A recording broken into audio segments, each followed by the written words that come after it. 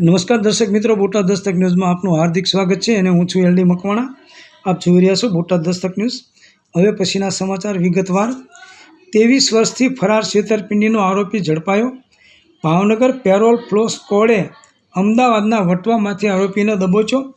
Bhavnagar parole flow સ્ક્વોડે 23 વર્ષથી ફરાર છેતરપિંડીના આરોપીને અમદાવાદના વટવા વિસ્તારમાંથી ઝડપી પાડ્યો છે।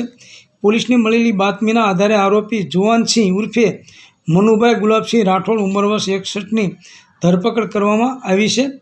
આરોપી વર્ષ 2002ની નીલમબાગ પોલીસ સ્ટેશનમાં નોંધાયેલા છેતરપિંડી અને વિશ્વાસઘાતના કેસમાં ફરાર હતો। પોલીસે ટેકનિકલ અને માનવી સ્ત્રોતની મદદથી તેને શોધી કાઢ્યો હતો।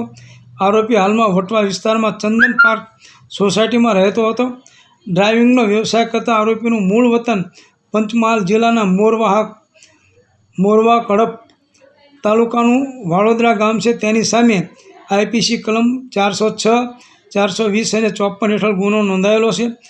પકડાયેલા આરોપીને કાયદેસરની કાર્યવાહી માટે નીલમબાગ પોલીસ સ્ટેશને સોંપવામાં આવેલો છે।